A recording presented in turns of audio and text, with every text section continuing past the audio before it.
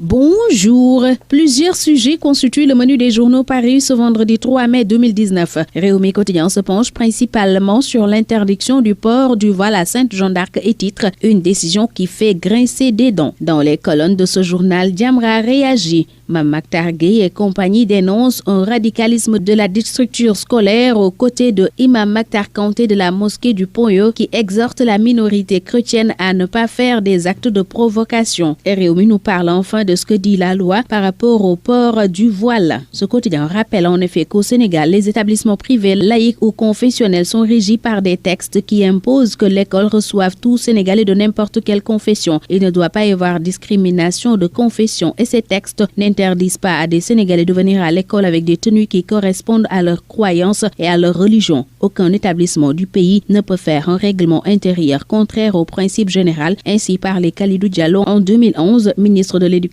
nationale à l'époque lors de l'interdiction du port du voile dans les établissements privés catholiques du Sénégal, rapporte Réumi Quotidien. Silence, l'Institut Sainte-Jeanne d'Arc viole, titre par conséquent Les Échos qui signale à sa une que le port du voile est autorisé aux couleurs de l'institution, blanc ou bleu marine selon l'article 5.2 du règlement de l'établissement. La loi d'orientation de l'éducation nationale dispose aussi que l'éducation nationale est laïque, note toujours ce journal qui fait état d'un coup dur au dialogue islamo-chrétien et Jamra porte le combat selon Les Échos. L'interdiction du port du voile à l'Institut Sainte-Jeanne d'Arc est une mesure à controverse selon Sud Quotidien qui rapporte par ailleurs des réactions de syndicalistes suite à la sortie du président de la République le 1er mai dernier. Arros sur le maquis titre ce journal où Souleymane Diallo du CELS se dit déçu pendant qu'Abdou Fati du CELS authentique estime que le chef de l'État fait du warwaret. Oumar Wali Zoumarou lui parle d'une volonté manifeste de ne pas respecter les engagements. Cheikh Mbaw de Kosidep quant à lui évoque une meilleure façon de démoraliser les ressources humaines. Sidi Ndiaye de FGTS et Anne de Guessam lui pense qu'on ne peut pas venir apporter des doléances et recevoir tout de suite une fin de non-recevabilité. Voyant Macky intraitable face aux doléances des syndicalistes, Vox Populi parle par conséquent du quinquennat de l'inflexibilité avec Macky Sall. Libéré des contraintes pour son second mandat, le chef de l'État ne ménage plus les susceptibilités, estime ce quotidien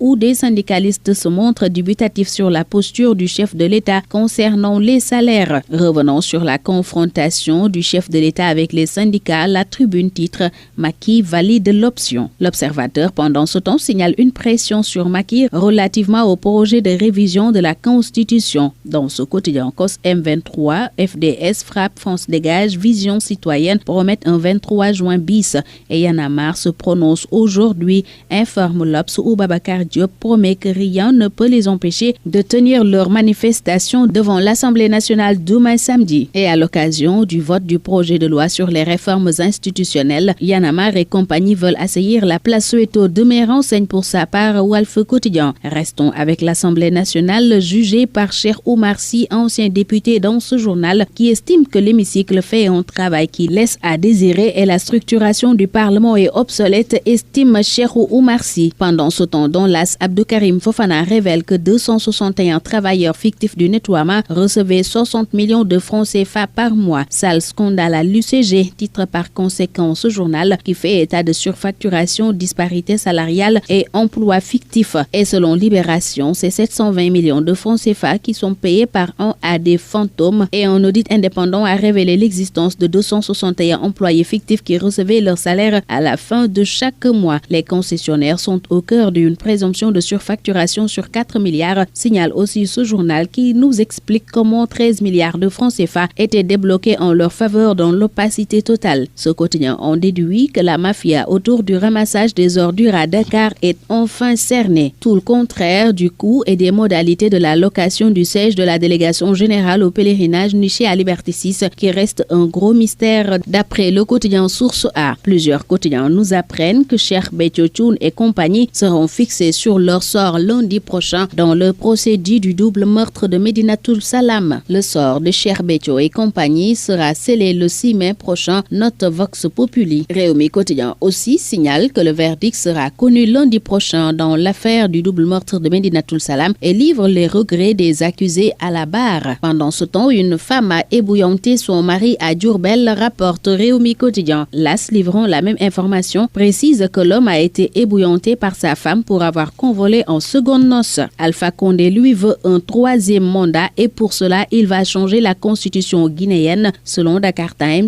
qui le voit par conséquent sur les pas de Bouteflika. Stade, le quotidien du sport, présente Messi et Ronaldo comme des jumeaux en chiffres, signalant que chacun a enregistré 600 buts en club. Dans Sunulamb, Ama Baldé charge Modou Lô, je cite, « Entre lui et moi, c'est un règlement de compte ». Fin de citation, fin aussi de ce tour des journaux. Très bonne lecture, excellente journée à tous.